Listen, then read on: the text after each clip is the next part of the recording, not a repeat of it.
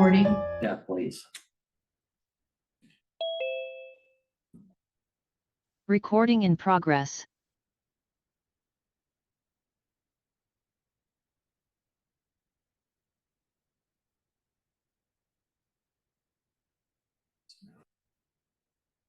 Did you rearrange them? Or you still? Yeah. I think, okie dokie. Remember, we used to dial popcorn, but now we look at our Apple devices and we know it's 7 o'clock. So welcome to the regular meeting of the Board of Directors, Tuesday, November 12th, 2024, and it's 7 p.m. So roll call, please. Okay, Director Coverdale. Here. Director Feldman. Here. Director Mueller. Here. Vice President Reynolds. Here. President Michelson. Here. You know, the veterans, they celebrated on Monday. Lead us on the pledge of allegiance. Sure. I pledge allegiance to the flag of the United States of America and to the republic for which it stands, one nation, under God, indivisible, with liberty and justice for all. And I know we do have a couple veterans in this room, and I thank them for their service.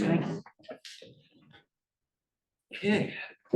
Do we have any public comment or things not on the agenda?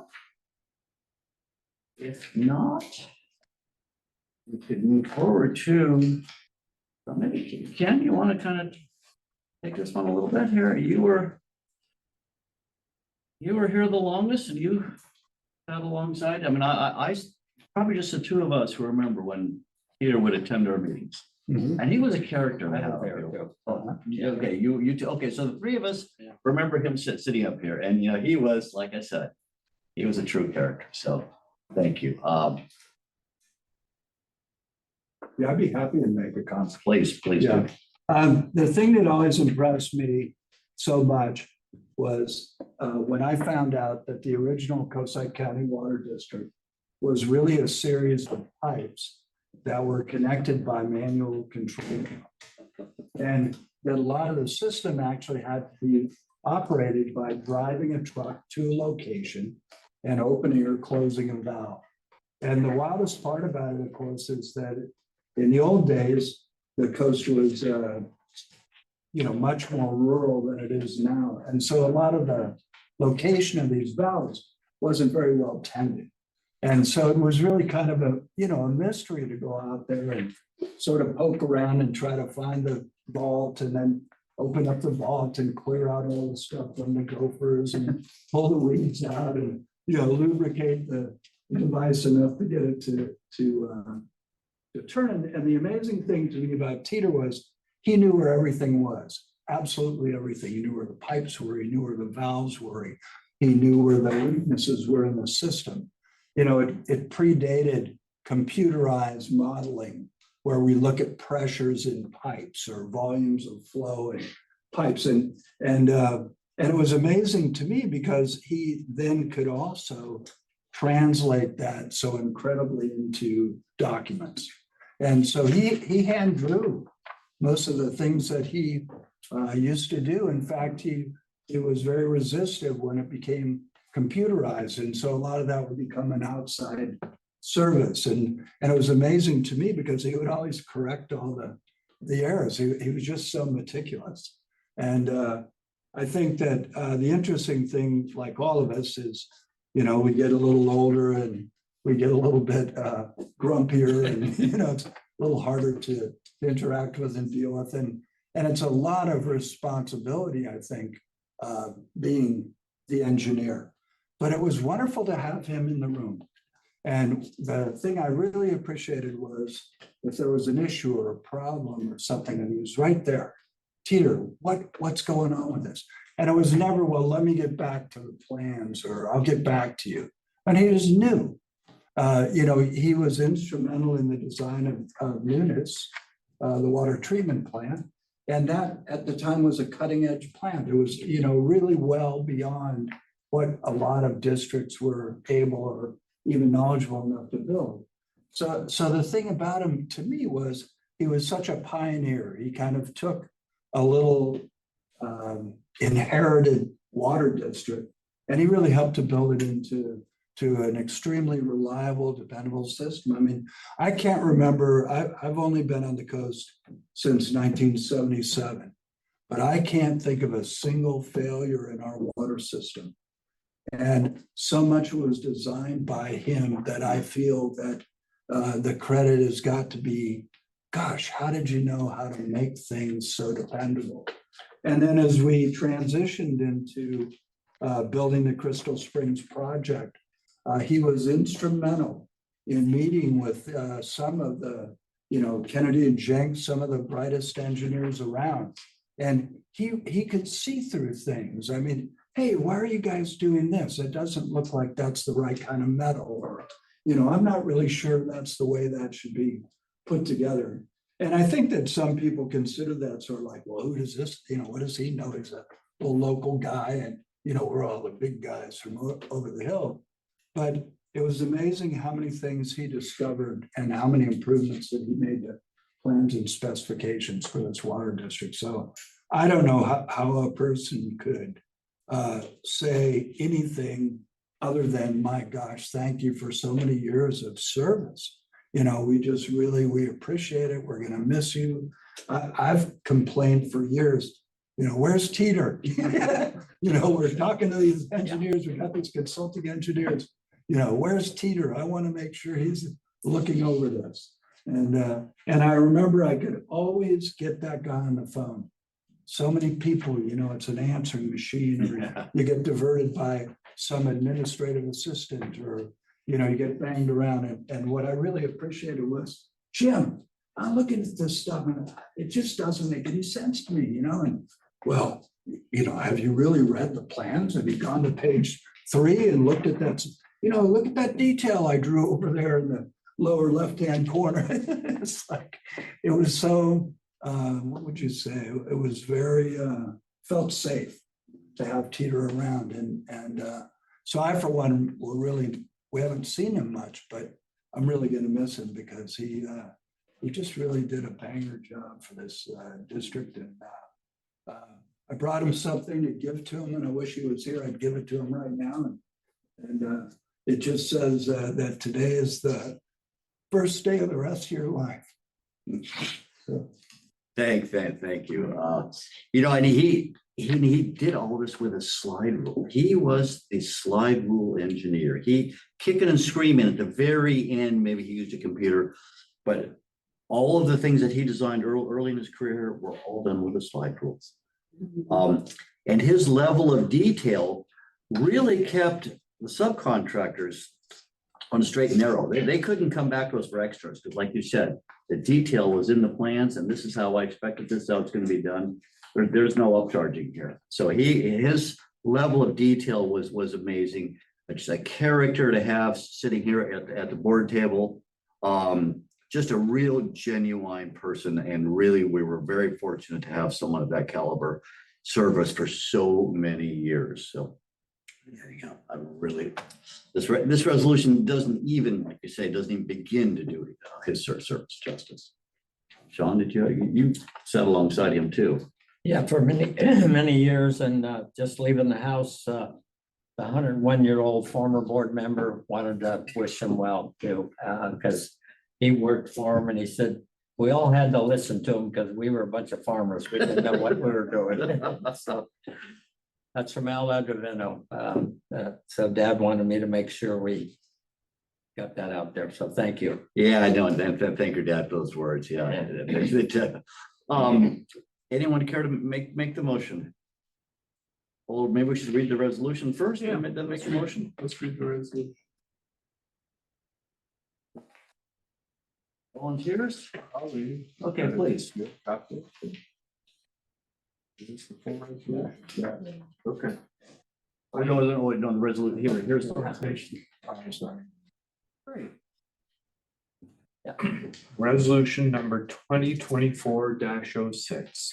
A resolution of the Board of Directors of the Coastside County Water District conveying appreciation to James S. Teeter for his 50 years of dedicated engineering service and releasing him from his professional service agreement dated May 14th, 1974, that appointed Mr. Teeter as district engineer. Whereas James S. Teeter has been an esteemed member of our board since 1974, serving as the district engineer with unwavering dedication and professionalism. And whereas over his 5 decades of service as district engineer, James has been instrumental in the successful planning, design, and execution of numerous major projects that have significantly enhanced our community's infrastructure. And whereas James has played a key role in the design of critical facilities, including the Denniston and Nunes water treatment plants, Denniston and Alves pump station, and Carter Hill number 3, that's a tank, Alves and Miramontes water storage tanks, ensuring that our community has access to reliable and sustainable water resources. And whereas in addition to these major projects, James has designed over 100 distribution pipelines and pipeline replacement projects, consistently improving the efficiency and effectiveness of our water distribution system while providing system redundancy. And whereas James was deeply involved in the Crystal Springs project, where he showcased his exceptional skills in evaluating and preparing from the concept design to permitting, as well as conducting precise and accurate analysis of hydraulic demands. And whereas his tireless commitment to excellence and innovation has not only improved our infrastructure that will serve our community for generations to come, but has also inspired his colleagues and set a high standard for future engineering endeavors. And whereas as James approaches his well-deserved retirement, we wish to formally acknowledge his invaluable contributions to our district and express our heartfelt gratitude for his years of dedicated service. Now, therefore, be it resolved that the Board of Directors of Coastside County Water District release James S. Teeter from his professional services agreement dated May 14th, 1974, and approved as part of Resolution 462, and then appointed James district engineer. And be it further resolved that the Board of Directors of Coastside County Water District hereby honor and commend James S. Teeter for his outstanding service and dedication over the past 50 years. We extend our best wishes for his future endeavors and express our deep appreciation for his lasting impact on our community. Be it further resolved that a copy of this resolution be presented to James S. Teeter as a token of our gratitude and admiration. Now we need a vote. Well, you should move the resolution. Oh, Motion. Okay. I'll go ahead and On a roll, keep Yeah. going. I'll go ahead and make a resolution that, I make a Recommendation. recommendation that we approve the resolution 2024-06 to the Board of Directors for the Coastside County Water District, conveying appreciation to James S. Teeter for his 50 years of dedicated engineering services and releasing him from his professional services agreement dated May 15th, 1974, that appointed Mr. Teeter as district engineer. Second. Awesome. Moved and second. Thank you very much. Now we can get to a roll call, please. Director Coverdale, Enthusiastically, yes. Director Feldman, Yes. Director Mueller, Aye. Vice President Reynolds, Yes. President Michelson. Yes, thank you very much, and thank you for, I'm sure you appreciate the kind words, so I will be able to convey that to him. I guess, Darren, maybe you can express that to him when you go up and see him and give us a smile, because that would be awesome. And that military part of it, yes, sir, I like that. Thank you very much. Okay, consent calendar, I believe it was Director Feldman's. I reviewed the payables and associated financials, and all was in order. Any directors have anything they'd like to discuss or pull? Otherwise, I entertain a motion to pass it as a whole. I move we accept the consent calendar as presented. I'll second it. Okay, moved in second. Please. Director Coverdale, Aye. Director Feldman, Yes. Director Muller, Aye. Vice President Reynolds, Yes. and President Nichols. Yes. Thank you very much. I Okay, got a quick one there for Steve. yeah, anyone do any interesting meetings or comments? Well, on behalf of our HR committee, we did meet recently on November 6th and reviewed some of the information we'll be discussing later in the agenda. And personally, I did complete two of the programs we had meet 2.5 hour each course we completed, and certificates are here in the office now. Is that correct? Yes. Yeah, thank you. Thank you. Anyone else? Okay. We can move into the meat of the meeting. I'm sure that's why we're all really here. General business, please. Public hearing to consider a proposed amendment to the rate and fees schedule to increase water service rates. Mary, please. Okay, so I'm actually going to turn this over to Jeff to do the introductions for Sanjay Gar has joined us from Water Resource Economics and is here to, we worked with him over this past year to come up with these the recommended rate increases. So he will present, and Jeff, would you like to give a little bit more overview? Sure. Thank you, Mary, and thank you, Board of Directors.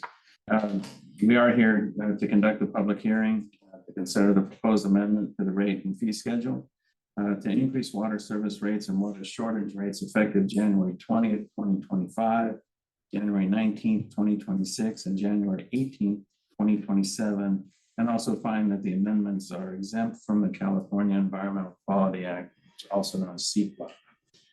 In addition to conducting the public hearing tonight, we're also here with a recommendation for the board following this hearing to adopt resolution 2024-07, amending the rate and fee schedule and finding that the amendments are exempt again from CEQA. Very briefly, background. This process began in November 2023 when this board authorized General Manager Rogren to enter into an agreement with Water Resources Economics, WRE, to conduct a comprehensive water rate study.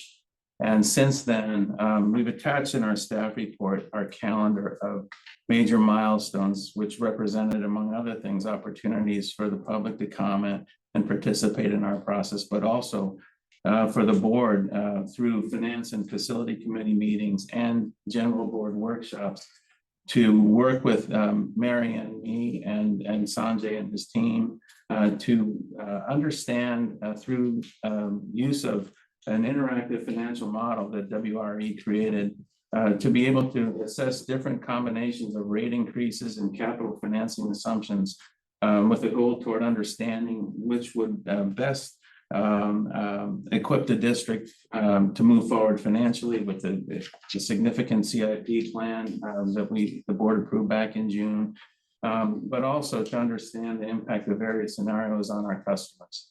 And so we had many meetings, very detailed discussions, and we're able, with the help of WRE, to understand what would happen if we assume this kind of rate increase and that kind of financing assumption. And so the board was able to represent, as you well know, there to get input and feedback on your ideas about what we ought to do with rates and capital financing assumptions.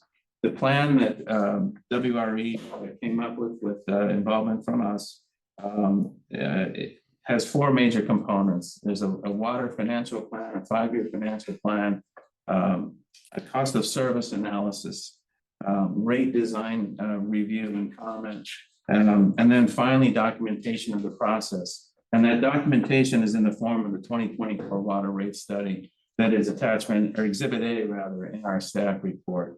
And so with that, I'd like to introduce Sanjay Gar, president and founder of WRE, who will lead us through his team's work that supports our recommendation for the rate increases that we're talking about this evening. Thank you, Jeffrey, President, board members, and staff of public. My pleasure to be here again to make this presentation about the water rate study. Let's wait a second while I get ready. Take your time. Thank you so much. So we have a presentation today, which you've most likely seen a lot of these slides before, but we'll go through each one of these. And then after the presentation, if you have any questions or comments, definitely let me know.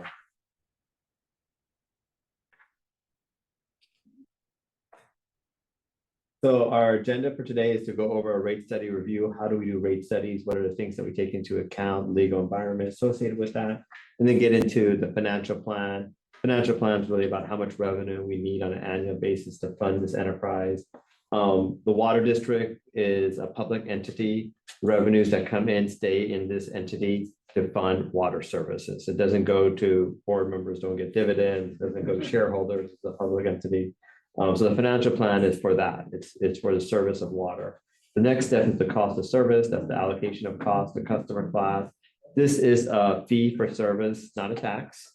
Since it's a fee for service, it needs to meet a requirement of proportionality. That's the cost of service. If it was a tax, you could do whatever you want, but it's not. It's a fee for service to provide water service. Then we go to the rate, and then I'll talk about water shortages too. No problem. So we'll go to the next slide, rate study overview. So I think you might have jumped the slide. There you go. Perfect. Thank you so much. So rate study process. So how do we do a rate study? So the first step is we want to identify what are the things that we want to evaluate, look at, change potentially, what are things that make sense in our community. Anytime you do a rate study, there's new opportunities for changing things, slight adjustment. So we want to understand what that was, and we did that some time ago. Second step is a financial plan. That's that model that Jeffrey talked about, where we really ask ourselves, what do we think our future expenditures will be, both operating and capital. One of the things with managing a water system is that it's very capital intensive. Most people don't realize that, but actually there's all this infrastructure to make sure that water is readily available to our house 24/7, 7 days a week. Pressurized, meet the Clean Water Act, there are all these regulatory requirements.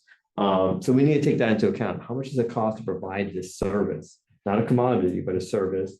And how do we deal with future expenditure on capital? It doesn't make sense to issue debt. Then we go to the cost of service. That's that allocation of costs I mentioned. Again, this is not a tax, it's a fee for service. So there needs to be a proportionality. There needs to be a logic with that rate structure. Then we go to rate design, where we ask ourselves what rate structure makes sense for our community, while still meeting Prop 218. And then documentation, as Jeffrey mentioned, documentation is a critical part of the study. That's important because of the legal framework associated with rate studies. We need to show the proportionality. We need to show that we're doing our due diligence and making sure that each rates are fair and equitable to each customer. So Prop 218 is the legal framework that we comply with. Prop 218 basically, through a series of court cases, first the voters, us people, we voted for that, we approved that. And then through the court cases, water and wastewater is considered a property related service. And through more court cases, the standard of care has been more and more burdensome for water agencies, to the point where water agencies now need to prove that their rates meet the requirement of Prop 218. There needs to be a documentation and justification for that. And that's why we did the study. Again, proportionality, there has to be this proportional cost. We don't have to make the cost exactly for each customer, right? We don't have to have individualized rates, but we need a proportionality, reasonable. The framework I always like to think of is rates can't be arbitrary and capricious. We can't subsidize different customer class, and these rate studies should be done once every 5 years. Last one was done in 2018. So we've gone through, every time you do a rate study, I always recommend a year, the time you start the meeting to the time you do the public hearing, and that's what we pretty much are doing here. Because it takes time. It takes a lot of time to make sure we do this right and have all the diligence of the board in getting your insight and input on how to make sure these rates are fair and equitable. There's a lot of policy, there's a lot of tension that we had, and it's good. And tension, in this case, sometimes it's considered a negative, but it can be a positive thing because we have a healthy dialogue about what makes sense for our community. So we had the kickoff meeting on December 11th. We had the finance committee where we reviewed it. in April 30th, we did again another board meeting, finance committee, water shortage rates, met with the board, the board received the report on July 9th, and today we're at the public hearing. So this has been known, it's been in the water world agendas about these meetings. So the water report, as mentioned, is part of the administrative record. There's other things, of course, included, but it provides that logic and rationality of hopefully not the way you never get sued, but if you do get sued, that would be the report that you show to the judge to show that you met proportionality. It shows the logic and rationality of rate structure. It is long and tedious. I'll be the first to admit that. I have a copy here, double-sided, double page. So, 111 pages.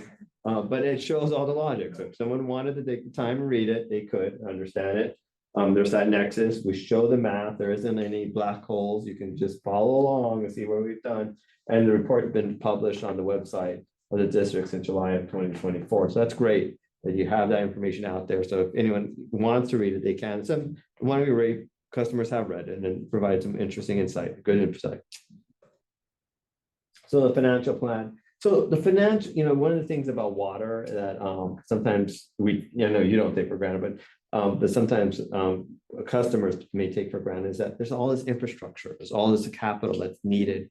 And it's challenging because the system, while the district was established in 1947, it's aging. And a lot of that infrastructure now needs to be replaced. In the past, maybe federal government developers may have provided service for that, but that's now gone, and now ratepayers have to pay for it. The metaphor I always like to use is the old car. You had this really great car, 20 years old, 25 years old. You've done a great job. It's been beautiful, but the tire's old, the engine is leaking, the brakes are soft, and so now we need to start replacing things, and that's expensive, replacing those infrastructure. So what we have is a series of 4 graphs. The first one I'll say is the revenue requirement. Those bars are the actual expenditures that we have. The darker blue and the green color is the operating costs and debt service. And then the line there is the revenues. And then the teal is the capital improvement to keep funding this infrastructure. One of the things you'll notice is that line is going through the bar. So that means we're not meeting all of our expenditures. We're meeting our operating costs, so that's great. We're meeting our debt service, that's good, but we are not being able to fund our capital improvement. So we can't fix the engine of the car. We can't fix the brakes. We can buy the gas and we can change the oil, but we can't fix it. And that's a challenge. And because of that, not having that kind of revenue, the next one is the fund balance. The dotted line is the reserve target. The bars are ending balances. And we basically run out of money in 2028 is what we're projecting. And that's a significant challenge. Of course, you wouldn't do that. You wouldn't run out of money. What you would do is just cut your CIP. And what that means is that you're liable for failures. You said you had no failures in the district. Well, this is a good recipe. And we see it in the news. I see it in LADWP, you see all these different agencies who don't do the due diligence and maintain the system. And you see failures and they're catastrophic. You have coverage ratio, you're meeting that. So we don't really need to go into that. And the next one is the capital funding, and we see some unfunded capital. So now, in order to solve this, what we're proposing is an 8% increase each year, and with $8 million debt issuance. There's pros and cons with that. I don't issue debt. I don't involve in debt issuance. I have no skin in debt issuance. I'm a third party, neutral person. So the one thing about debt is that it's cheaper in the short term. It's like anyone, when you're going to buy something, buy a house, buy a car, sometimes it's cheaper in the short term to have it. You don't have the cash, or you can save the cash for other things. But it is more expensive in the long term because you have to pay interest. Also, the thing about debt is that it does help with intergenerational equity, because customers who are showing up tomorrow and the day after, and et cetera, will pay that cost to the debt service. So sometimes it makes sense. So we are issuing a debt. The major cause of that debt is the tank line. 2.1 million gallon concrete tank. Concrete tank that needs to be replaced, and that will be the new one. That'll be the new one, excuse me. So yeah, so that's a significant infrastructure. So that one makes sense, right? Because it's going to benefit people out in the future.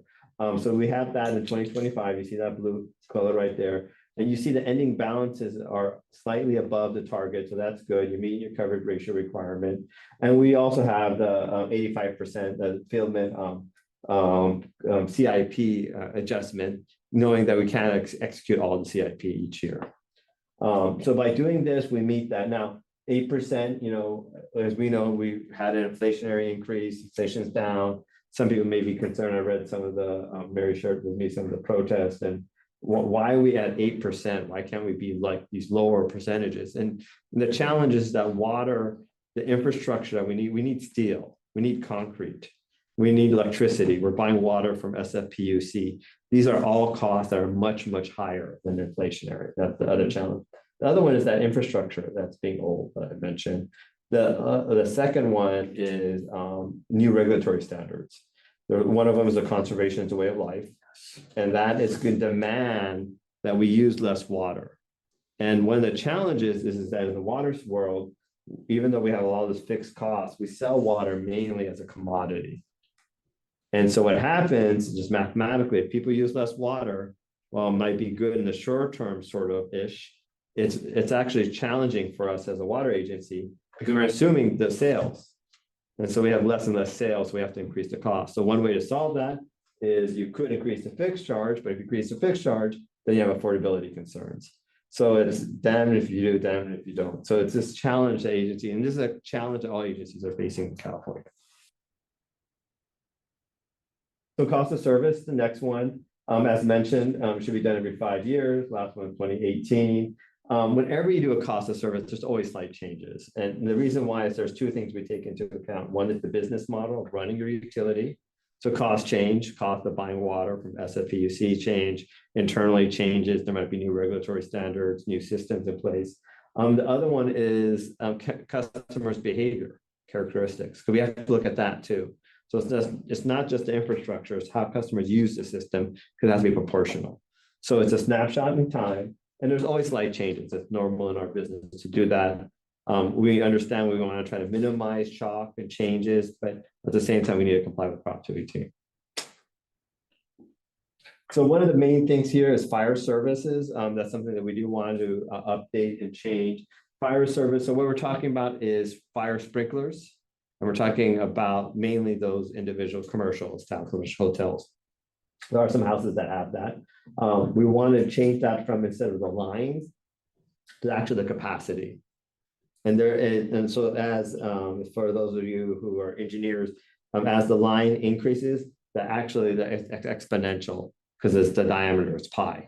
So that actually increases significantly. So we want to take that into account. So we've updated that to be more reflective of the industry standard. So we go to the water rates. So we have the current charges by meter size. So meter sizes are the capacity of the meter. The way I always like to think of it is like internet. We all have different internet speeds, download speeds, and bigger your some of us pay a lot more, and then they have a lot more download speed. So that's the larger meters, and the smaller meters would have less internet capacity. Most single family residential customers are in the 5/8, 3/4. There are some that have 1-inch meters.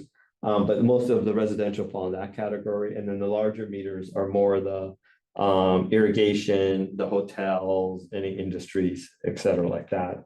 And we have the current and the proposed 3-year charges over here.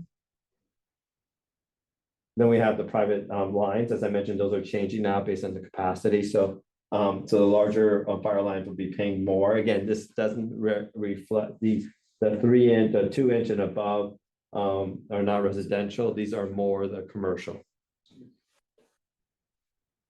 We have the tiered rates over here. We're maintaining the current tier widths for each of the customer classes. We have that. Some of the things you'll notice is that multifamily slightly decreases in year 1. Again, the cost of service, they're peaking less, so we reflect that. Again, we're not here to social engineer rates to meet certain customer class needs and objective. We're just looking at what's the cost to provide that service. And by doing that, things slightly change. And then we have impact. We have a lot of charts to show you all the impact. We want to be very transparent in this process. We're not here to hide anything. Water rates are a sensitive topic in all communities. It's not a pleasant thing to talk about increasing rates. But we want to make sure everyone understand that. Another way of looking at this is the value of the system, in the sense that each customer, in some sense, is a shareholder of the system. And we're all paying to make sure this value of the system is maintained and that we can pass this critical asset to the future generation. So these are the different usages here. You have the current bill, proposed bill, dollar differences, and percent change. So some customers see more than 8%, some customers see less than 8%. That's the 5/8. This is the 5/8 1-inch meter customers fire lines that have that. Again, you see the changes here. Again, just want to be transparent with that. And then we have the non-residential, no private lines. And you have all the different customer classes and the percent change. Again, just varies based on the type of customer, how they use the system. Again, it's that proportionality that we did. Now, this with private fire lines, these are a little bit more because the those private lines that have larger meters will pay more. Again, that's a real benefit for large commercial establishments, because they do get a deduction on their insurance by having that. So it is a benefit that they receive.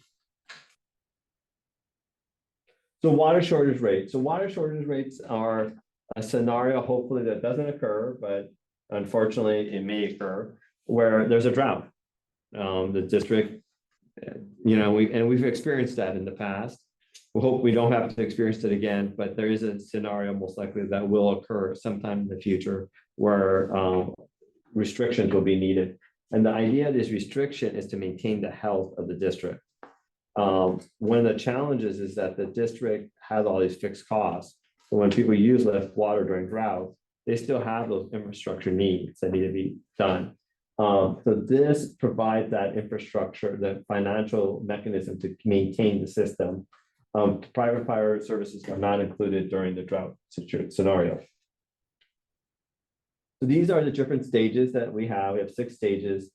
We have the different surcharges on the top graph, and the bottom is the total with the proposed rates. These would go up by 8%, the surcharges each year. Now, one of the things that we want to make sure we understand is that, okay, so we have the surcharge, you asked me to cut back. Well, will I have to pay more? You're asking me to, and that's a sensitive topic, right? And we've seen that before in other droughts. So we want to make sure we address that concern. So we go to the next slide. And we want to address that. So the first one is no drought. This person uses 5 units. Their bill would be $106 basically. If there was a drought and they did not reduce their demand, that would be $130. But if they did reduce their demand on stage 2, then it would be $105.28. So basically the same bill. And so what we want to illustrate here is that if you do your part and conserve as the district request during this time period, this 20% reduction in stage 2, your bill will not increase. And so we also want to make sure this is true in other stages. So we did look at other stages here in stage 3 with a 30% cutback. Again, so if you don't do anything, your bill will increase to $142. But if you did the 30% reduction, then it's $104.76. That's my presentation. I'm definitely here to answer any questions that the board may have. If you want, we can do that now, or we can do that later. We can do that later. I think let's listen to board.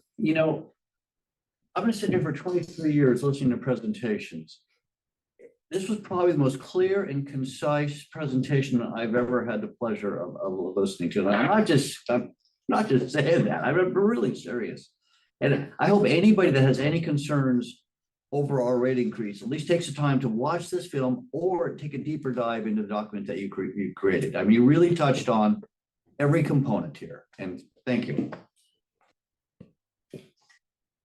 Well, and I think, Mr. Chair, he mentioned the word value a few times. And not about me, it's about a group I'm involved with, the Citizens FBI Academy. We have to take training. And part of that training by the FBI is good leadership understands value. And that's coming from them, me. So very important there, that good leadership has to understand value. And this is really put it out I have there. two questions. Yeah, no, yeah, I mean, if he's still there. Yeah, let's okay. Pepper him with questions. This guy, he's pretty technical. I mean, No, my questions are actually much more philosophical today. So I was wondering, as an expert on the topic, if you could give us a high altitude review. Some water districts have chosen to take some of their revenue and put it onto a property tax. And could you talk for a minute about the benefits and the liabilities of doing that? Good question. It is a good question, but that's not what's on your agenda tonight. Oh, Your agenda tonight is about the water rate increase. How you collect your revenues would be a different topic for a different. oh, okay, thank you. You're welcome. One expert has spoken, so we'll go with that. And while I'm speaking, your agenda has the presentations, then it has opening the public hearing. So you could hear from the public, closing the public hearing, and then board comments. You can rearrange that. I want a few word comments, one round of board comments, then we're gonna go to public. Okay. Any other board? Questions, comments? Otherwise, we will go to public. Okay, thank you. Thank you. So I hereby open the public hearing. We have any speakers on this particular subject? Please step forward. Thank you. No, you can just pass it.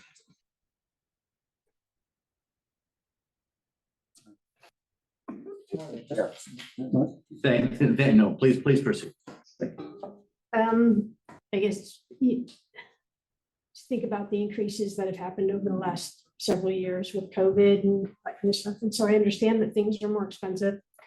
I'm retired, so I have a pension and I get 2% raise every year. So when things start to go up 8% every year, then my disposable income decreases pretty quick. So being a public employee, I understand the struggles of budget and trying to make ends meet and keeping things, improving things, not letting them just fall off. But I would hope that you would consider the impact that it has on people who don't have an increase in their income at the same rate that you're asking, especially when the rate for the cost of water has gone up a lot in the last 3 years. And so another 3 years of that. And it's like, well, when does that end? So that's what I'd like to say. Thank you. Thanks for coming. Do we have anyone? Yeah, I'm asking him to. remotely? There's a property owner with a hand. There was a He's up in the corner. property owner. Mike, look at that. His hand's up. You're about to be unmuted. I've asked him. He has to unmute themselves. Okay, Okay, There we go. can you hear me? okay, Do you hear me? I'm a property owner and does he have to identify himself? Nope. If they want to, they can. Property owner, the floor is yours. okay, I'm a property owner in the Coastside County Water District. Can't hear you. You can't hear me? Type in his comments as a comment and then somebody read it if he doesn't have a microphone that works. Because there is a comment on Zoom, there's an ability to put a comment. And perhaps if he typed his or she typed her comment in, then read it to overcome. His mic. You can't hear me? It's just a thought. You cannot hear me? Do you know how to open the comments thing? Yeah, I'm looking for it. You have to change the security level though. Oh, maybe. Is that okay? Is it just me that can comment when I'm doing it? Oh, I didn't know that. As long as it's germane to the agenda. Right. Yeah. I was looking. Hello? Please connect the copy that's- He was doing. Can you You hear can me? hear him? Yeah, I can hear him on my. Oh, wow. Really? You want to sign it into us? What's that? She can hear? Can you put it over the PA Hello? system? This is a property owner. Kathleen can hear it on I her. could bring my laptop in, but I'm not sure about the feedback, so we can try this. Try it. Yeah, we can try it. Thanks, James. Can you hear us? Yes, I can hear you fine. What if you mute it here? Yeah. Mute our mic. We can't, then everybody else, we're gonna lose. Yeah, you won't hear anybody. I don't mind the echo, just go for it. Okay, We just let him to speak. Okay, can you hear us? yes, I can. Okay, go ahead, we'll try this. Okay, I'm a property owner in the Coastside County Water District. And I understand that there's capital improvement projects which are kind of essential for, I guess, the inevitable size event.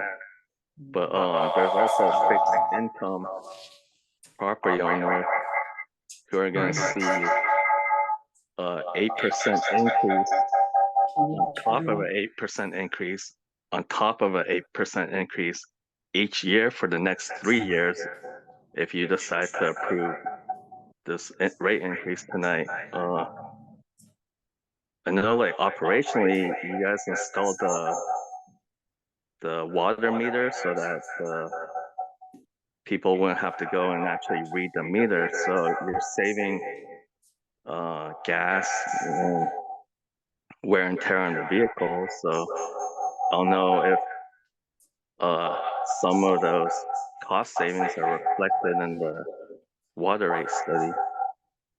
And I also want to mention that the San Francisco Public Utilities, San Francisco Water District, they have a program now where I believe that if you're within the 40% of the low income, you get some type of subsidy if you're late on your bill, or your water won't be shut off, locked at the meter, because water is like an essential service. So that's just what I want the board to consider tonight. Thank you. Thank you. I did pick up the gist of it. A little sci-fi-ish sound quality. If you turn those echoing canceling ones off, then we'd have to go back.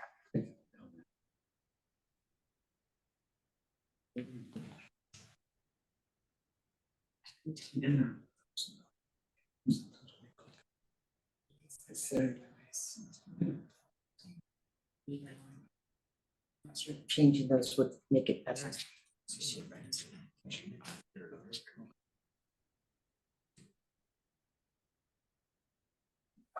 We just have an issue because of these speakers in here. Can he say something right now? Disappoints. Can you say something now? Yes, hello? Oh, wow. Gotcha. okay. Somebody Can you hear me fix it. better? Yeah, can we hear you? Can you hear us? Yes, I hear you better without the echo. Would you mind doing a repeat, please? Okay. Okay, so basically, I was saying, I'm a property owner in the Coastside County Water District. I understand that there are these capital improvement projects, which are kind of essential for in case there's the next big seismic event. But I also want to say that for the board to consider that these rate increases, it'll be 8% on top of 8% on top of 8%. So each year is 8%. And then so the first year is $108, but the next year is 8% on top of the $108. And then I think on the third year is 8% on top of the previous two 8%. I know that previously you guys have installed like water meters where they don't have to go out and check these water meters, read the water meters every 2 months. So, I mean, there was a cost associated to install those meters, but now you're reaping some type of cost savings for the gas and the time for labor. They don't have to go out and read the meter. So I was just wondering if some of these cost savings are reflected in the water rate study. And then also the San Francisco Water Department, which is part of the San Francisco Public Utilities Commission, they have a program where I believe where people within like the 40% of some type of federal poverty level, they'll get assistance for their water bill. And I don't know if the board, if the water district ever actually shuts off somebody's water and puts a lock on their meter. It actually happened to me one time, not in the district here, but I was renting a room in the house and the landlord didn't pay the water. And one day I came home and said, why isn't the water not on? And then I went out, checked the meter, it was locked. So basically the landlord, he was so busy with, I think dental school, he just forgot to pay the bill or he didn't receive the bill or something. So basically, I'm just asking the board to consider this because I wonder what the other options are. Can you raise the rates like 1 year and then at another meeting decide to raise the rates at a subsequent year when you see that you're not getting as much revenue as you expected, or there's like an emergency project or something happened, then you can decide further down to raise the rates, like maybe 8% for 1 year is okay, but this is pretty significant rate increase on top of all the rate increases that we had previously. So that's what I want the board to consider. Okay, thank you very much for your comments, property owner. Can I Thanks. ask a question? Can I get his name or his address? So if he wants his comments to be submitted as a formal protest, then he would need to provide his name and address for it to count as a protest. If he just wants to provide comments to the public, it's up to him whether he would like to provide his name and address. Well, the reason I feel that I'm not providing my address because you need the majority of the property owners to appeal for. So I don't know. So that's why I'm asking the board to consider this, because obviously the majority of property owners are busy with their lives, and there's a lot of rate increases, not just water. A lot of utilities have increased their rates, so it's hitting Okay. people. Thank you. We did hear your comments. Thank you very much for chiming in. Thank you. Okay, appreciate it. Okay, do we have? Somebody named Oh, we have. This falls on the. Paul? Well, we should just see if anybody else would like to provide comments that are members of the public, they're welcome to raise their hand and do so Yeah, now. otherwise we're gonna close. We are in the public hearing. So we're in. Then we can make comments. Paul, did you have a comment? Otherwise, we're gonna close public hearings. Okay, it doesn't look like there's any other comments, so I think the president could close the public. Yeah, I hearing think if we you'd could like. safely close public hearing. Thank you. Okay, board comments. Do you want to go first? Go for it. Well, I think we're hopefully all thinking the same way. This was a very thorough project. Thank staff and the professionals out there reading this. And, I think we have to look at the future in our time of leadership of city policy. We have the growth control and the coastal commission supporting.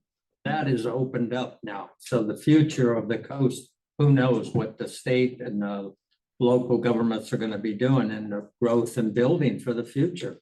We you know, some of us have grown up with wells and there's still wells in our district and also creeks that are gone dry. And thank goodness for Coastside County Water District and the history of servicing our customers and our professionalism.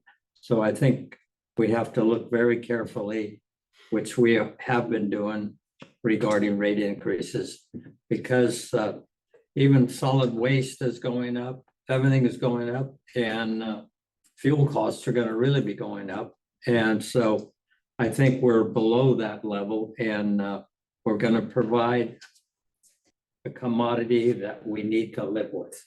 So I think we have to be fair and say, this is very important for the future of the coastside. Thank you. Any other director comments? Sure.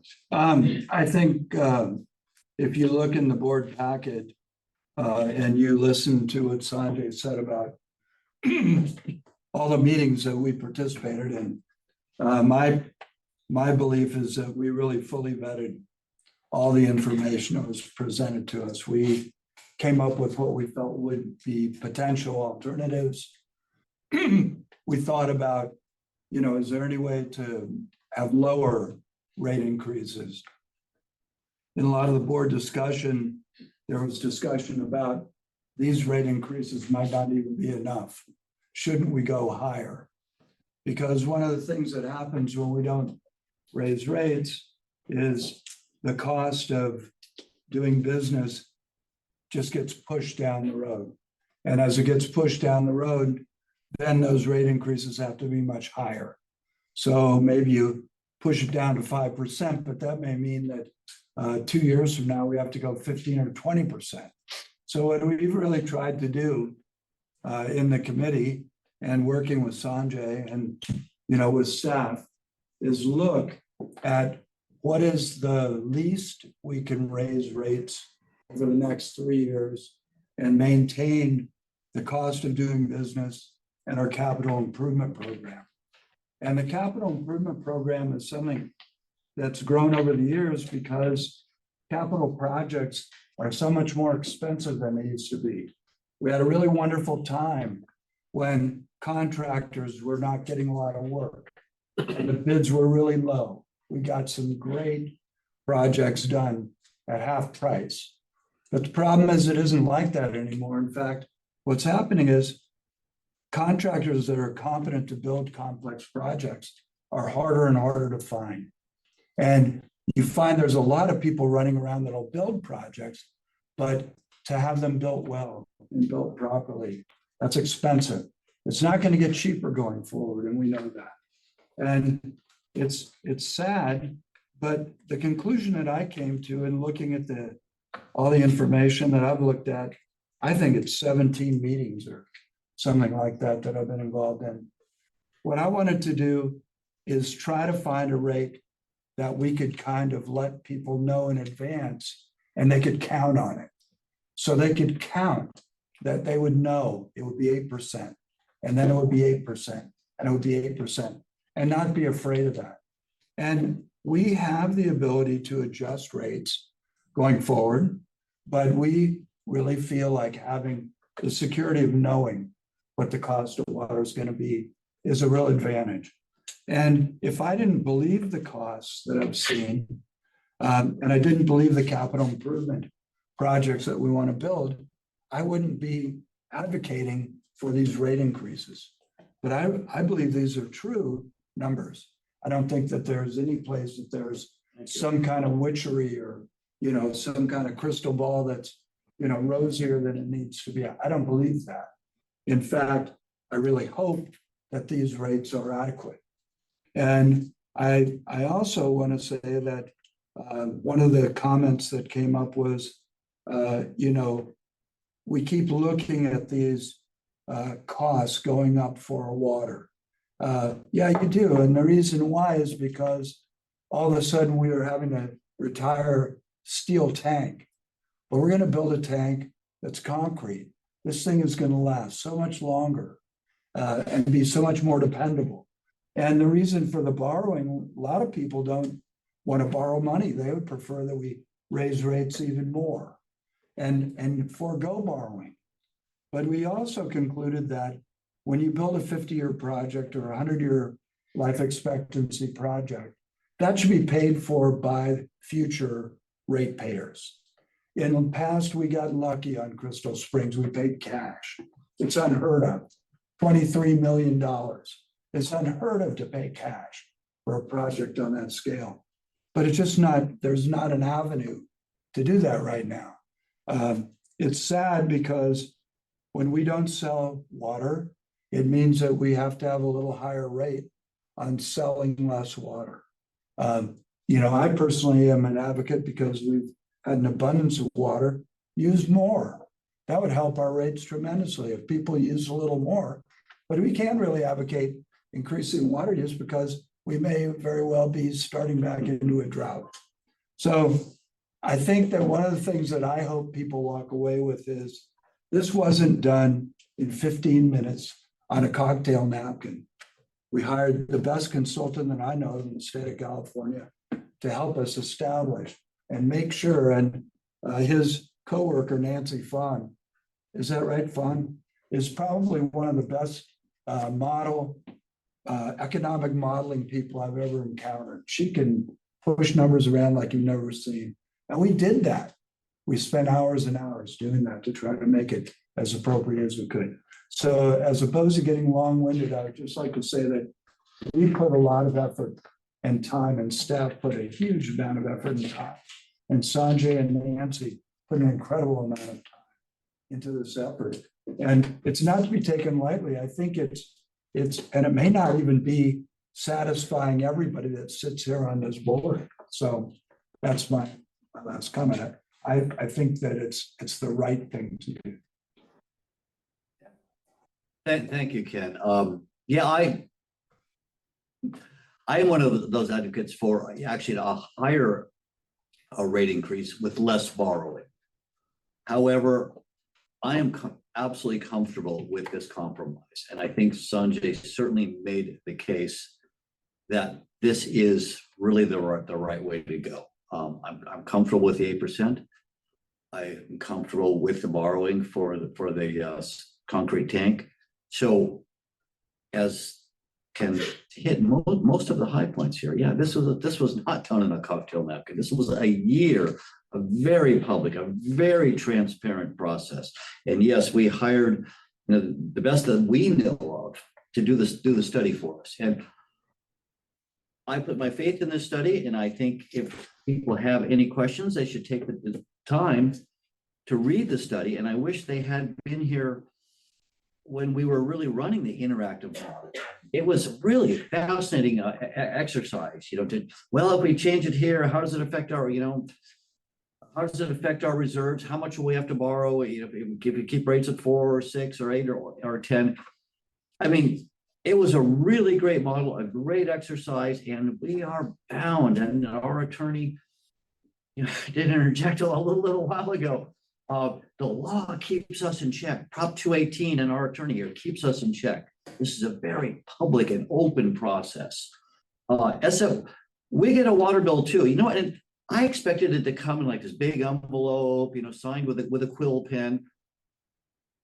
But we get the very same water bill from San Francisco in the same little bill, in the same little envelope, but it's 6 digits. And they raised our rates 8% this year. And PG&E. And PG&E, I don't even, there was one 13%. I know there was another one on top of it. Water is about 8 pounds a gallon. It's very expensive, very expensive to move. It's very expensive to get over Cahill Ridge when we pump it over from Crystal Springs. Our costs have gone up. And I'm sorry that, but my heart goes out to those on a fixed income. And I think the CPI increases that those on a fixed income getting are really based on an artificial number. I'm sorry, but I truly believe inflation is far higher than that 2 or 3% that people are getting in their CPIs. So my heart goes out to those on fixed incomes. I don't have the answer though. I have a water district to run. I don't have, there are social issues that are far bigger than this district. But I know I am very comfortable with the 8%, and I'm even I'll vote in support of the bonds too. So, thank you. Any other directors? No, I'll make a comment. Please. I think that I want the public to know that the board has worked really hard to cut costs as aggressively and as innovatively as we can put forward. And one of the studies that was a couple of years ago showed that the water tank that is a big feature in our capital improvement is going to save the district $60 million over the life cycle of that tank. So this isn't just spending money to fix stuff that's broken. We're spending that money in a way that saves the district a huge amount of money in the future. And I'm really proud that this district looks very aggressively into the future and what our costs and expenses will be and how we can reduce them. Because I think that troubles this board a lot.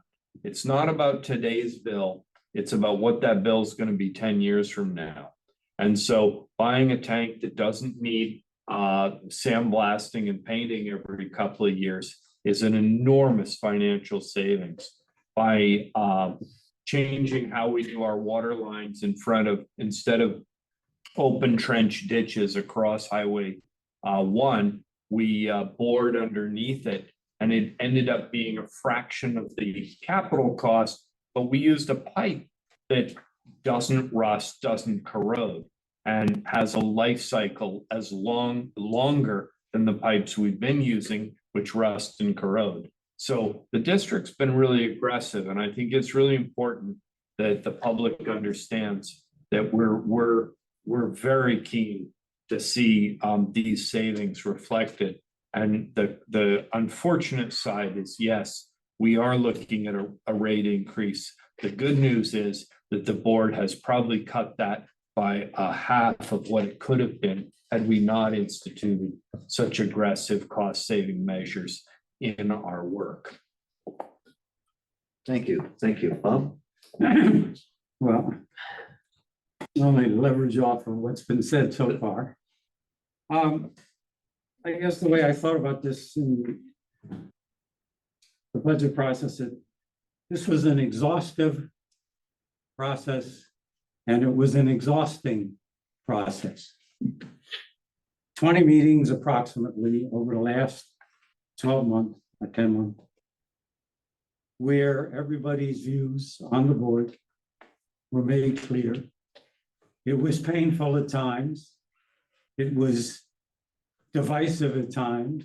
We had different schools of thought. We came together and reached a consensus based on the data that we were able to generate and the information that we were able to receive from our consultant. And we've done this for 15, 20 years now. We've been struggling with this. It never gets easier. It never gets quicker. And it never gets to be any more fun. And so all I can say is, I feel comfortable, and I wish we could do other things that we can't do to help the public, but we can't. And it's hard to apologize for doing the work we've done as well as we could do it, as professionals who could do it, with as much input as we could do it, and to make the decisions we have to make to run the business and to continue to run this business without any failures into the future. And I think all of this is the sum of what we've done to make this budget happen and what we hope to achieve for the public and the community in doing so. So I think, there's no question, but this is the bottom line, in my view. Thank you. Thank you. Thank you. Thank you all for your thoughtful thoughts. I'll raise his hand as we came out of. Please. Yeah, You can allow. yeah, yeah. I mean, you don't have to, but you Yeah, certainly yeah, can. I'll- Having heard my fellow directors, I feel very, very comfortable. Paul, Want me to ask him to unmute? Paul, you want to unmute and we'd be happy to hear your support of our 8% rate increase. Unmuted. Paul, do you want to unmute yourself? Okay, going once, going twice. Did you ask him? I asked him to, yeah. Okay. Thank you. Thank you for at least attending our meeting. You know, it was virtual. So do we have? Oh, He's back. he's back. Okay. Paul, you there? Yes, I am. Okay, I had just one quick question that I had asked before at one time, and that is I've got a picture of the wastewater scan dashboard, which has been very important in giving us advice as to what we should do to protect ourselves. Do we start doing our masks more or not? And I hope that's part of the picture. I know it's no, this is the water district. That would be a SAM meeting. okay. I'd just like to see it continued. You're gonna have to have some way of attending that. I value the clean water, understand everything you've been doing to the best of my knowledge. I'm very grateful to have clean, safe water to drink. Having this other part also helps me know, I think I should add more masks in different places. Just add that to the bill, because it protects us. And some people are skeptical of this concept, as you may know coming up. But thank you very much for listening. I appreciate all the work you're doing. I really like that water. I've had you out to test it at one time, and I still trust it. It's great. Thank you, Paul. Thank you for your support. Thank you. Okay, thanks. Okay. Number of things that we received from the public. We actually received 2 letters with two comments that were positive for the first time. We got 2 Yes. affirmative comments on the water increases, and who felt that we were doing the right thing and that we should continue to make this water an always thing and to keep the public safe and assured for the future. And about 9 that were, or 10, we got one. I think We had 11 as of Friday, we had 11 today. for testing, Yeah. and so forth, and then we got So another one. again, not a significant number, but that gives me some hope that in fact, that there's some commonality in the views of the public with the ways that we dealt with this. Historically, we've gotten into the 20s, Right. well in the 20s in protest. Thank you. Okay, thank you. Yeah. Let's want to move forward with a resolution? Sure. Oh, If we yeah, could, and then one more quick comment. I mean, look what the east and the west are going through. I mean, we are very important for the fire world Yeah. too. That people seem to forget. If you want to shut down Coastside County Water, we won't be able to continue to support the fire services in our area. Bucket Brigade. I move that we adopt, Sorry, Director Coverdell, we have a modest correction in the resolution. Yeah. Lisa's pulling it up now. It has nothing to do with any of the numbers, any of the real contents, just one of our tables had an incorrect date cited. And so we've corrected that. It's reflected in what's on the website now, Yes. Lisa, correct? Thank you. So we just wanted to highlight this one modest little thing, which is January 18th, 2027, in this all other customers section of our quantity rate in the resolution. That's the only change. I told him no more. This was his one annual mistake that he's allowed. Wow. It's a technical glitch. I think we're gonna have to have a closed session. Yeah. Performance review. That's right, we don't actually get to meet with Jeffrey. So it was a technical glitch in the resolution that there was just a repeat of a date and the second home when it should have been the date for the 3rd year. So that's what's been corrected in your resolution. So if somebody would like to make a motion to approve the resolution, you would do it as amended. As a matter. As amended. So I move we adopt resolution 2024-07. A resolution of the Board of Directors of Coastside County Water District amending the rate and fee schedule to increase water service rates and water shortage rates, and finding that the amendments are exempt from the California Environmental Quality Act, and as amended on page 5 in the second table Yes, on the far right column, yes. where the date has been corrected to 2027. January 18th, 2027. Freaking memory for that guy. Really old guy. Okay. I second Moved and seconded, And can I make one more comment? please. I really wanted to tell you that the first time I ever met Sanjay, I can remember thinking, oh, who's this guy, man? You know, and he showed up and got all this kind of like snake oil, you know, and he's driving one of those trucks with a little, you know, side approachable shelf. And I'm thinking, who is this guy? I really appreciate the thoroughness and the relationship that we've had with you. I think it's the third time, isn't it?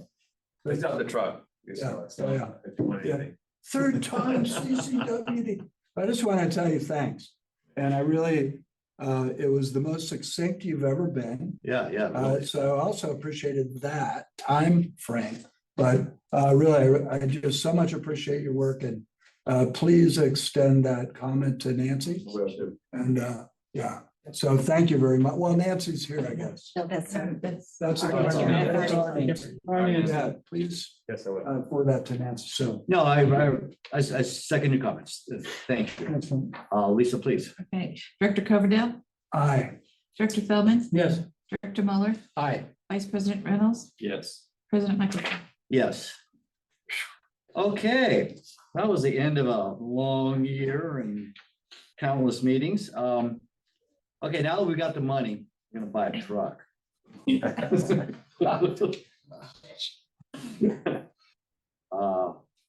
Jeff's gonna take this. Oh, Jeff? Yeah. Thank you.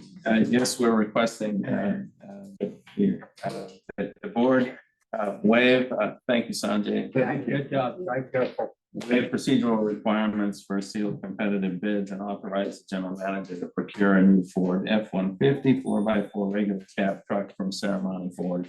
Darren did his homework on this one and obtained 3 bids from Ceremony Ford and James Ford and Pound Ford. And we're proposing that we go to Ceremony as they had the lowest bid, lowest price quote. So with respect to our process, we ask that you allow us to continue and purchase from Ceremony Ford. So moved. Please do. Yep. I think that's the roll call. I think you have I'm a, just gonna. so moved. I didn't hear a second. 36 gallon fuel tank, that's, oh, it's not. Not diesel, but. It's a pickup truck. All right. Ready? Ready. All right, sorry, Director Coverdale, Yes. Director Feldman, Yes. Director Mueller, Aye. Vice President Reynolds, Yes. President Michaelson. Yes. Okay, who's gonna walk us down the tree trimming path here? I will do that. So as at the July 2024 Board of Directors meeting, the board awarded the contract to construct our 2.1 million gallon BN concrete tank. So when recently surveying and staking out the tank location, staff and the contractor voiced concerns about the possible impact of some of the eucalyptus trees that could impede the construction of the tank. So we would like to get some of the trees removed as soon as possible before we start any excavation or construction. And with the removal, we'll reduce fire danger during construction, will protect construction workers on scaffolding, and provide a buffer zone from trees and limbs falling. So we've used brush hog tree care for many, many years. Brush hog specializes in removing and disposing of large diameter trees. So given their expertise, staff is requesting that we waive the competitive bidding requirements to sole source the purchase of tree services from brush hog. I would make a motion to waive the district competitive bidding requirement of resolution 2016-09 and authorize the general manager to award a contract to Brush Hog Tree Care Incorporated for eucalyptus tree removal and trimming at the Carterville tank site for $50,000. And I move on that. And just to forget a second, I have a quick comment. Quick comment, Mr. Chair. That big eucalyptus tree went down on 92 down the bottom of the hill from us the other day. You know, so those trees are an issue, but Caltrans has to work on that down there, but not on our property. But I so move. And Yeah, and it has been moved and seconded, so. Who seconded it? Ken, Okay, sorry, I didn't hear you. Okay, Director Coda, Aye. Director Feldman. Yes. Director Mullen, aye. Vice President Reynolds, Yes. President Michelson. yes, Mr. thank you, President, please. can we back up to the truck for this 1 minute? Sure. In reading the truck spec, I didn't see anything about the towing package, Yeah, it's a standardized package. but I didn't see it listed. It is, it's part of a standard. I'd have to go back and look at the packages, but Okay, it's part of one of the other packages. all right, but it's included. Yes, sir, it's included, yeah. All right, I bought a truck once and didn't pay attention. And I had to So- pay a second time for it, so. And if you look, the integrated brake controller is part of that package, so I'm not sure where else it's stuck. All brake, trailer brakes, yeah. Yeah, Makes sense. which is impossible without Right. tow package. So they've stuck it in some other package. Great, I just wanted to be sure. Yeah, no, thanks for the Yeah, clarification. integrated trailer. Thank you. Good job. Well, maybe have a nice PG&E update for us relative to the Carter Hill. Want to share your, so. We have, Fire and Loretta, who we awarded the construction management services, with, a few months back. And so they are now starting their, monthly reports. So so this format may look familiar, but it is, it's, similar now with this, big project. So in terms of, our contract is 480 days. It's close to an $11 million contract with BN Tank. Now on September 13th, we issued the limited notice to proceed. With that, we're able to move forward on some things like the contractor submittals and RFIs and starting to survey and stake. One of the reasons why we have a limited notice to proceed is that we are investigating right now about whether or not we have to relocate PG&E lines. And so we've coordinated with PG&E. We have had multiple parties out there potholing and looking for the lines. So we're, we will tell you next month about our success. We feel pretty good about it, but and Darren has, he's been great. He's been right in the middle of all this, and it's been, and helping to guide the process. So, but we are close, and it could be really good news, but we're close. So we'll report out next month. The other thing Verizon has relocated their antenna from tank 1 to their shelter area, but we still have to move it again, but it gets it started in this. And we also, the team met with high school staff. We met with an assistant principal and the athletic department, because we have parties who like to run up that hill. And so we think we're in pretty good shape in terms of doing what we need to do for some PR purposes as well. So we're, as we look ahead, we're, finishing up our potholing investigation of the lines. And we're, looking at, so that the design team is trying to figure out everything with our plans to look at the option of not really relocating the PG&E that back. So we're moving forward, and all good things.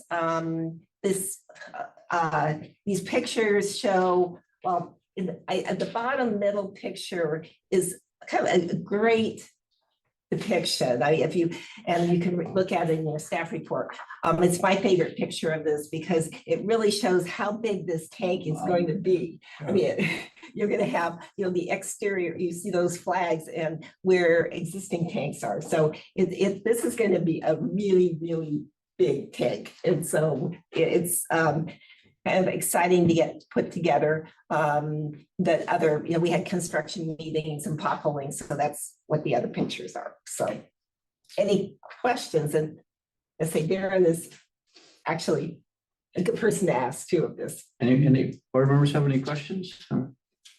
We're getting closer, and we look forward to next month's positive report.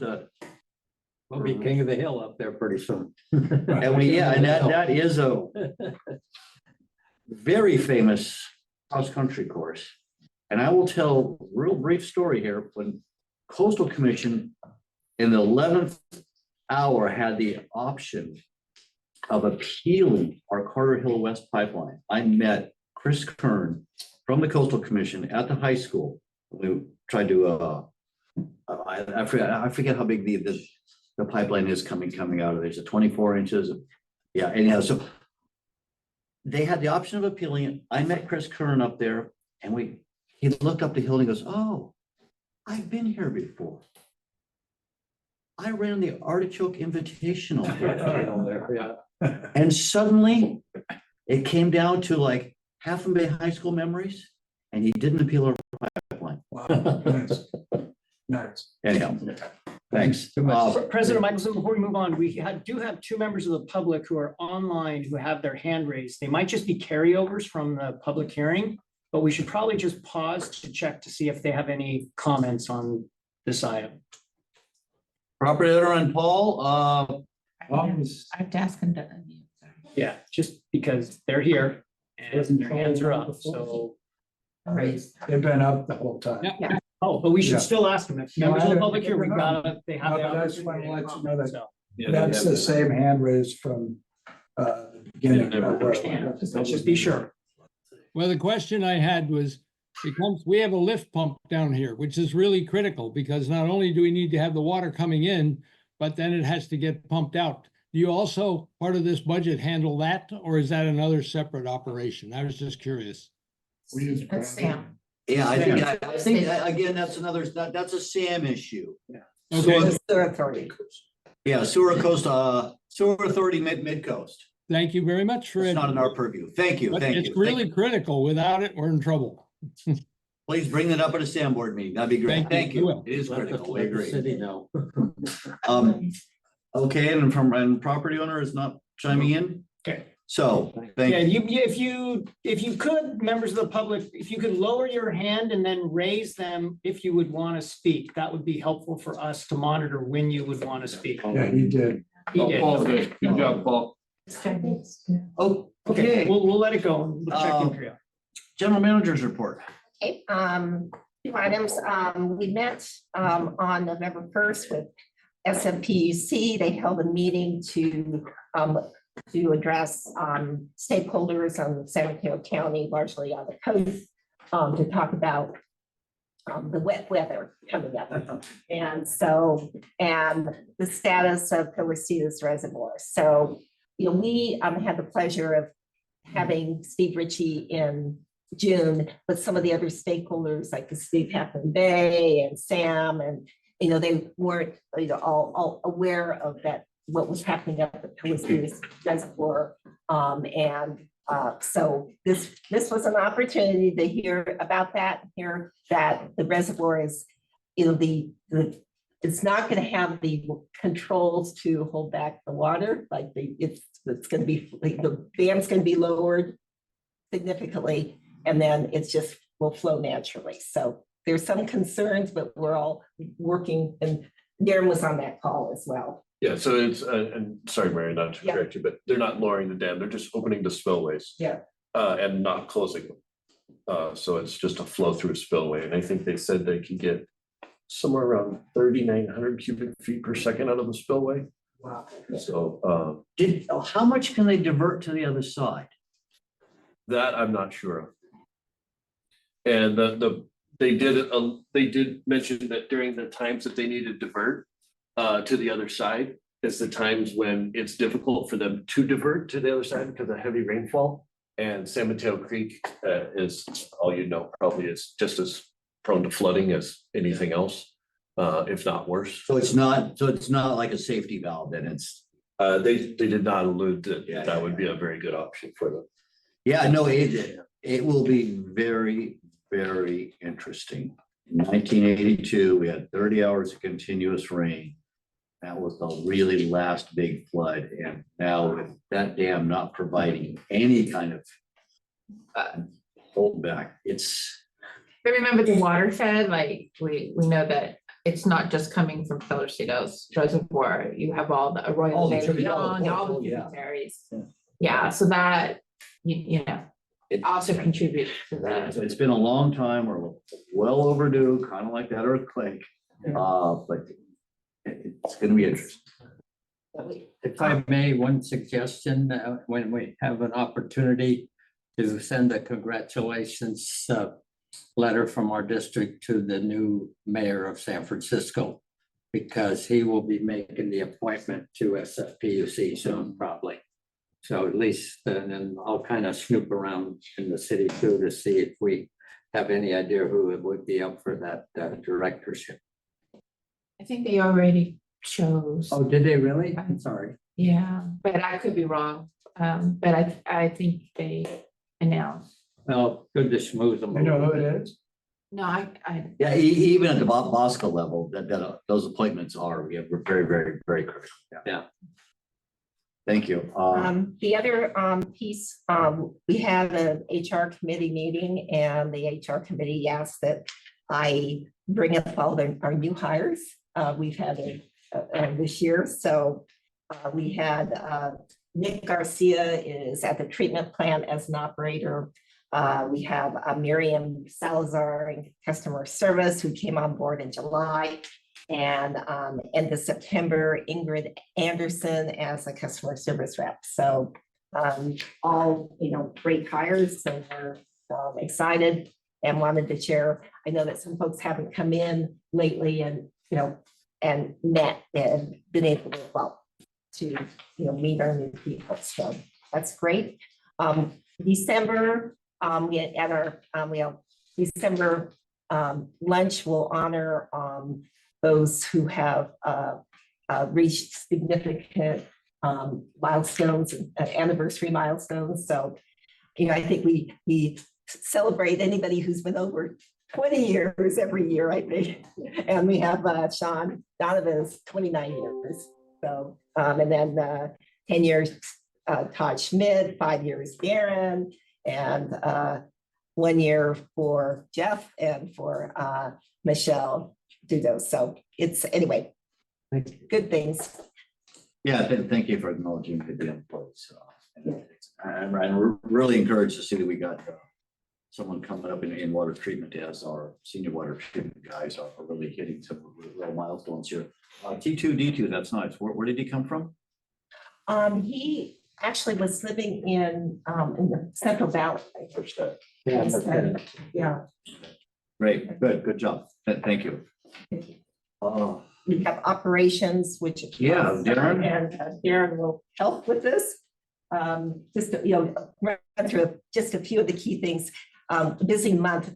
We had our annual dredging in early October. Very successful.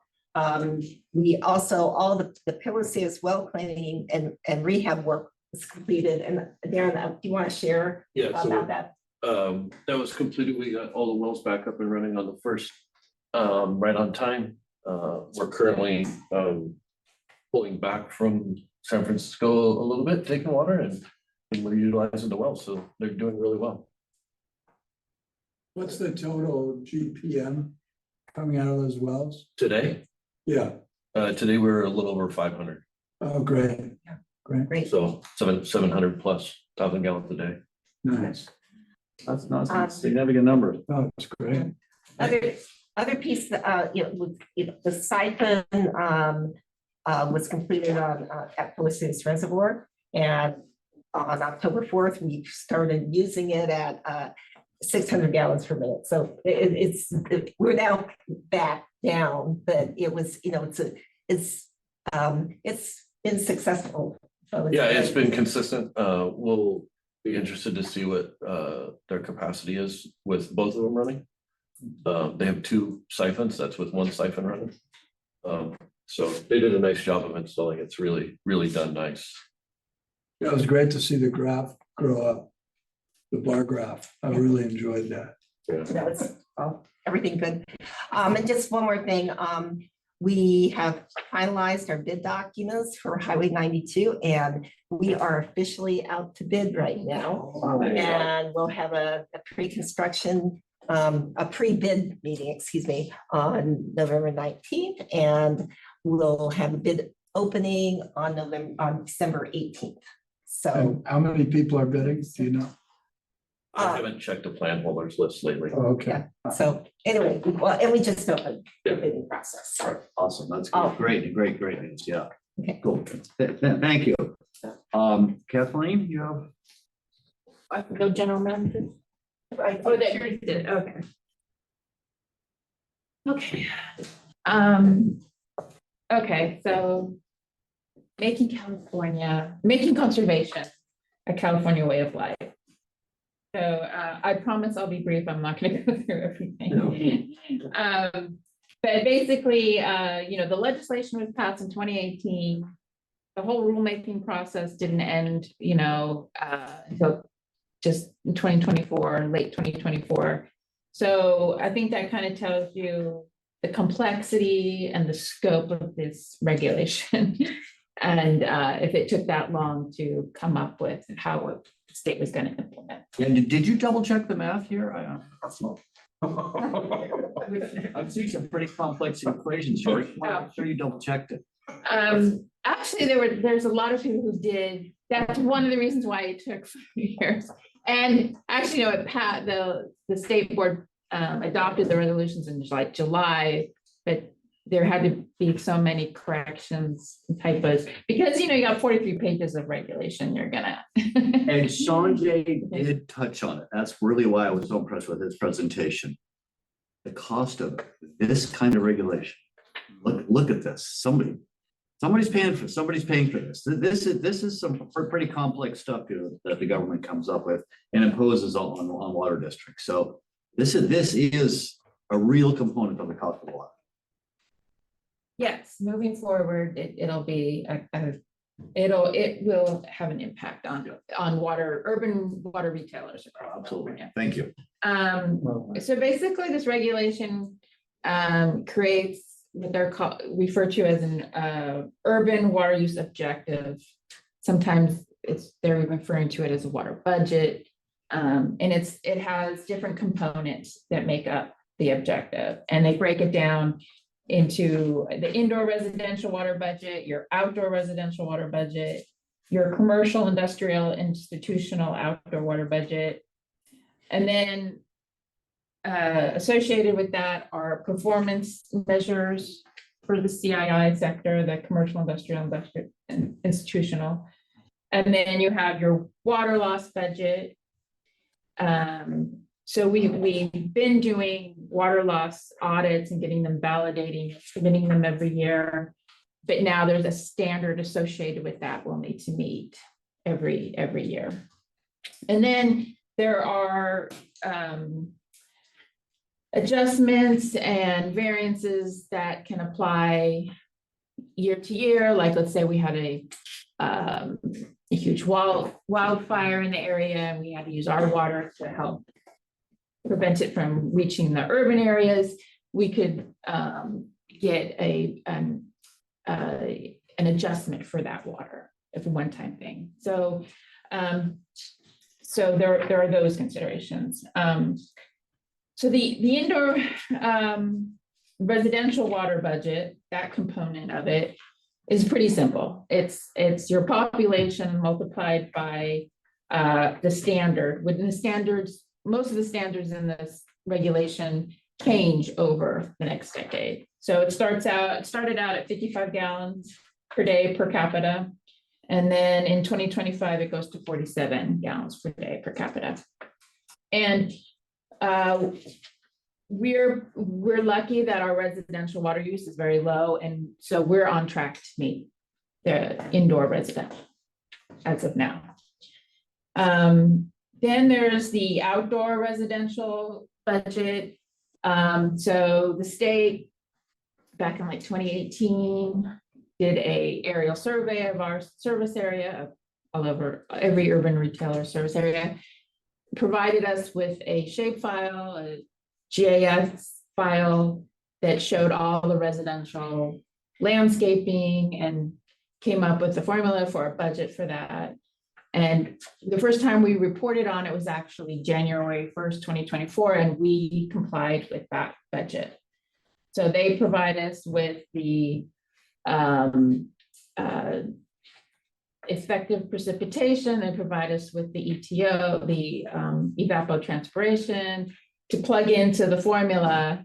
And so I think we're on track, you know, to meet that. So that's good. That's a good news. Then it gets a little more complicated with the commercial, industrial, and institutional irrigation. We still don't have the measurements for that, but it's expected to be like early next year. First quarter, I expect to get that. And that's going to take a lot of vetting because that's a much more complicated set of data that, and I'll have to try to associate those landscapes with what meters are feeding them. And then we have more complications because some of those, you know, I have to make sure it's not irrigated with the well if I can't find a meter for it. So that's going to take a lot more drilling down and spending time with than the residential landscape did. Yes, probably. All of this is new stuff, sort of. Yes, it's all. Is this on top of all the stuff you do already? Yeah. With the water budgets and other things? Is this an additive new opportunity? Yes. I mean, I read through this thing and it's like. Yeah. The good news is. What do we have to do? And who do we have to look to help? Like for you to do Yeah. all of this? How do we get the support we need? And from whom do we get it to help? That's the $1 million question. No, really. So I have to come what do up we with have a to do to compliance help? plan. And in Yeah. that compliance plan, I'm gonna have to figure out, I need the assistance of this type of consultant Okay, at, you know, this, or, right. you know, in this regulation, they give you choices, like, Yeah, I know. the sooner you comply with something, the less onerous it is. Yeah, sure. But you have to balance that with, can I meet the deadlines and stuff? Right, no, I So, understand. That's fine. yeah, so that is, I still haven't quite come up with the compliance plan yet. But for the this will district. indeed cost Oh, additional Absolutely. funding of Yeah. some sort to help. Yeah, but to Trump's do- not gonna give it to California because Newsom's after him already. Well, I know. All right. Gotta get zero I for just, water again, people. we're trying to tell you that, I mean, I'm trying to, that I'm supportive of providing whatever support you need Thank to you. do this, and I know the board will as well, because this is like, you know, this keeps coming, it keeps coming over the fence, Yeah, it thanks. never stops, and we need to. No, I appreciate I don't- I you're don't pointing mean this to- out, because I think really where you're going is we may need another position here to I don't keep know, up with Now, regulatory I need to know compliance. what we need to be able to deal with all this, and it isn't all gonna be on your back, because there's no way. No, with all there's no this. way I could do it all. I know in high school, So that's what I'm asking. taking engineering courses. So, all right. Landscaping. I made my point, to show you that we hear you, I hear you, and I want you to understand that we're here to help, Thank you. however that means. Thank you. No, I, So, I'll just briefly, there's another, it's not, I mentioned it in the staff report, there's a regulation that bans potable water for non-functional turf.